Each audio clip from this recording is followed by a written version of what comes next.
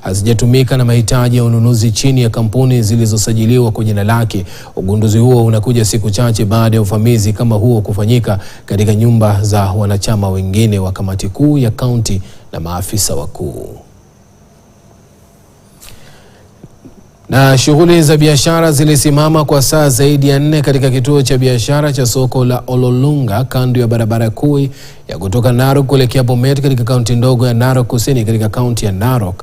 Hii ni baada ya mamia ya wakazi kuifunga barabara, kuwasha mioto kwa kutumia magurudumu makuu wakipinga mauaji ya mlinzi aliyeuawa usiku wa kuamkia jana. Polisi walikuwa na wakati mgumu kuwadhibiti wakazi hao waliojawa na hasira na kulazimika kurusha vitoza machozi ili kuwatawanya umati uliokuwa umezingira barabara kuu ya Narok. Waandamanaji hao walifunga barabara kwa saa kadhaa na kusababisha msongamano mkubwa wa magari. Kamishna msaidizi wa kaunti ya Narok Kusini George Omolo alifika na kikosi chake kudhibiti hali, huku wakazi hao walipopata mwili wa mwanamume mmoja ndani ya soko la Ololunga.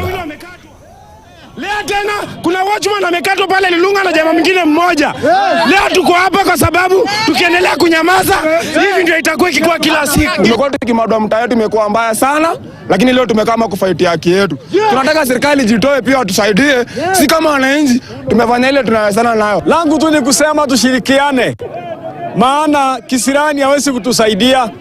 Ni kutafuta njia ya kujua ni nini imesababisha kifo ya huyu mchungaji ambaye alikuwa ni mlinzi wa usiku pamoja na kijana mwingine. Sisi tungependa kuwaomba tafadhali kwa unyenyekevu mtusaidie kuchunguza hii maneno mpaka tufikie kiini chake. Ni nani au ni wakina nani wanahusika na kitendo kama hicho.